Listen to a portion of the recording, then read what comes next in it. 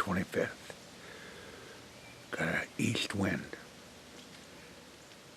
Perfect morning for playing the wind, if you know how to play it.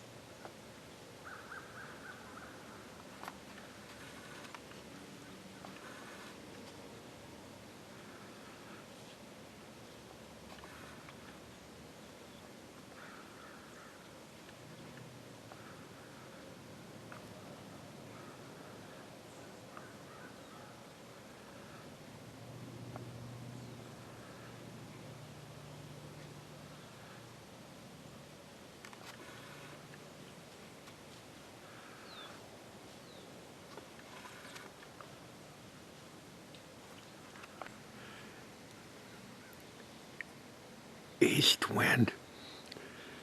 That buck was right in front of Matthew's blind at less than 10 yards.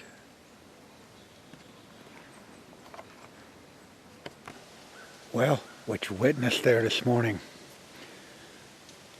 was the use of woodsmanship and using your knowledge on the wind direction. That buck came through. The wind is blowing straight out of the east-southeast. I'm set up to the northwest of it on a north-south trail. The buck was oblivious that there was any humans in the woods. If you were to have harvested that buck that you just seen, standing in that scrape that we hung that tree limb on. If you would have harvested that, it would have been far greater than some of these bucks that are on the Facebook channel touting how they outsmarted it with technology, with a scent blocker, electronic scent blocker. I'm not even going to mention the name, you know what I'm talking about. And they pride themselves. The buck came in straight downwind of us, but our new technical gadget jammed its nose. Well, this is what I want to do to that when I hear that. I want to cover up my ears, because that's a bunch of bullshit. Whatever happened to the word fair chase? If you take your animals out and take all their natural defenses away, then you call yourself a hunter? Because that's not hunting. That's killing. And it seems to me, more and more so, that the people that are going to the field, there's getting to be a large percentage of people that are going there for one reason, to kill, and the means justify the ends. They don't care how they do it. They want to dope them. They want to take their eyesight away. They want to take their hearing away. They want to take their nose away. What's the challenge? You're supposed to get beat when you go to a stand if you don't know what way the wind's blowing. A lot of you guys out there, if I ask them what way the wind's blowing, the day they shot the deer, they can't even tell you. It's irrelevant. What makes a difference which way the wind was blowing? I got one stand, I go to there. How pathetic. We got to get back to the basics of woodsmanship, knowledge, And we can't be afraid to fail. And somebody else might shoot a bigger buck. So what? Like I said, that little buck that was out in front of us, we beat it hands down. 40 years ago, I'd have been shooting a deer. But now I don't really care about shooting the deer. I care about beating them, beating their natural defenses, putting my weak human skills against an animal that survives 24/7 in the wilderness. And as soon as it survives 1 second, its job is to start surviving the next second. That's all it's put on life for, is to survive from second to second, minute to minute, hour to hour, day to day, year to year. And men come out and want to discredit that through technology. We need to really look at ourselves as hunters, friends. We need to look really, really hard. We also got to remember that guy named Teddy Roosevelt in 1902 when he turned the entangled black bear down because he didn't want to shoot it because he felt it was unfair and it wouldn't have been ethical to shot something that couldn't get away. I don't know. Okay, here we are, folks. It's the 27th day of October. 19 years ago, we had 12 inches of snow on the ground right now. What we're doing, I selected this tree. You notice there's 3 big trees clustered together. Now we're going to go down here and I'm going to show you what we're going to do. Okay, here's what your scouting's all about. It's not setting, as I stated over and over. Bow hunting and hunting is not setting over a green field. Yes, I do plant food plots. Yes, on occasion, late in the season, I may hunt a food plot or I may observe the deer on it. But don't quit exercising your brain in the outdoors by dumbing yourself down by just throwing something on the ground and then grabbing a tree and set it up. Now we found that rub. Now here's this trail. This is our pinch point. Comes down here and it crosses this creek. Got a good cattle deer crossing right here. We come down here, we're going to see the deer the print in it.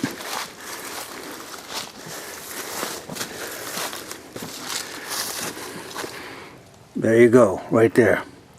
They're going both ways. Got them heavily laden right in there. Going right up through here. The pinch point, perfect. Dry out. Look for these muddy areas that hold track.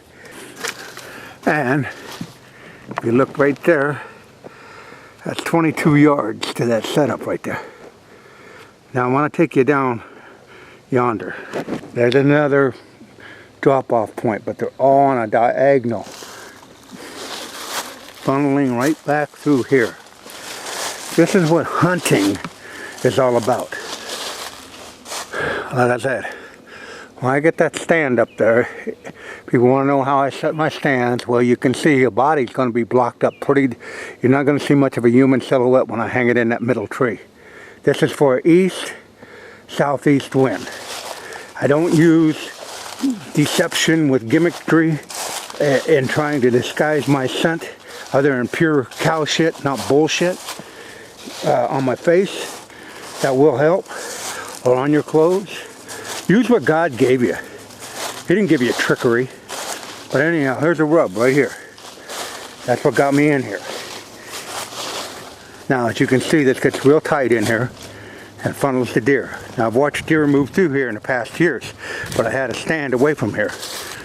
Well, I'm going to take you down and show you where and why I'm selecting that stand. All overgrown in here. Nice narrow paths. This is the stuff you're supposed to be looking at. Get out of the big box stores. Shut that TV off. Shut that Facebook off. Get out and put some shoe leather to the woods. And don't be afraid to walk around in your woods. That's the only way you're going to find a fresh sign. Here's another thing we got going for us. Exceptionally dry year. We got the creek. This trail parallels that creek. A perfect highway. Couldn't get it any better. Could not get it any better. They're going to funnel right along here.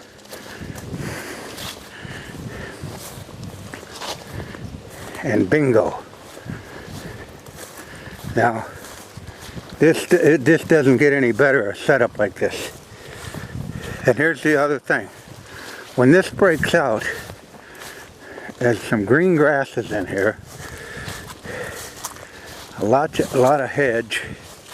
So there's your winter food source also. You know, the deer will eat on those. But I don't know if we can get a clear shot of this. And I don't feel like I want to walk all the way down there because I want to get the stand up. But here's where they're coming across the fence, right here. And on beyond there, another, I'm going to say, 300 yards is a brand new picked bean field. Now what's nice about that bean field being 300 yards away, gives you ample time to get into your stand in the morning. The deer are still on that bean field. You're coming in with an east wind. You're to the west of them. They're going to take this trail with a tailwind right back up into the woods. They won't even know you're in your county. In my case, Clark County. But you've got to get out and put some scouting in when the deer are making the sign. Get off them green fields. Put those trinkets up. Learn how to hunt. You don't need to have some kind of gadgetry every 12 months trying to put you at an advantage over a wild animal that has no technology. It doesn't have a gun to shoot back. It doesn't have a bow to shoot back. You might as well put a bag over its head and let it run around. It can't breathe. It can't smell you. Can't see you. Can't hear you. What the hell trophy is that? It's not a trophy. And how can you sit there and say it's the same merit a trophy when people shot animals 50, 60 years ago with just doing what we're doing right now? Yeah, this is a beautiful setup. This is a nice creek. Holds a lot of fast moving water, especially when it gets going. And we're paralleling right along it. So the deer are going to be forced naturally to get into this pinch point. That's what you should be hunting. That's what you should be looking for. That's what you should be teaching your children to do. Like it or not, that's the way the non-typical Norwalkian lives his life, is by challenging yourself without the use of technology. Now, as I talk, this camera is technology, but I'm trying to use it as a teaching tool. So you people that want to learn will gravitate. Like I said, this is a perfect funnel. Just a perfect funnel. Right down, they're following that creek. They're going to come right off that creek, right down through this wash. And you're going to be sitting there with the east-southeast wind. And that's one of them stands that you just, you know, dream about finding. And here it is. And when those deer pop in there, they're going to be a mere 20 yards away. They're going to go right down there. I'm going to be right over in that group of trees with the wind in my favor, with no gimmickry whatsoever, other than knowing how to hunt and playing the wind. Yeah, a little tip.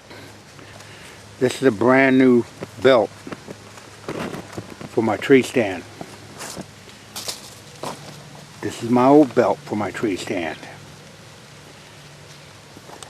Every couple of years you want to put a new belt on. This is the only thing that's holding you up there on that tree. It's worth the investment every 2 years to buy one of these new straps. If you can't afford that, you sure can't afford to buy $100 and some dozen carbon arrows, because this is protecting your whole life. That little strap right there with that hook on it. Yeah, if there's times I sound a little wound up, I get that way with America anymore. It seems like in every facet of life, be it work or play or whatever, people are trying to find a technical edge. And why? Why don't you challenge yourself? People that go bow hunting were supposed to take up the sport for the challenge, for the time spent in the woods, for the time to learn the sign, for the time to get busted by the deer if they get downwind of you.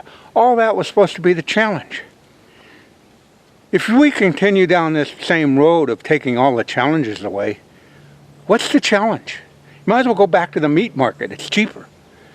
And, you know, this homegrown monster stuff, that's bullshit too. I mean, let the deer in your area become all they can be within your area and be content with that. I mean, we got to get our act together.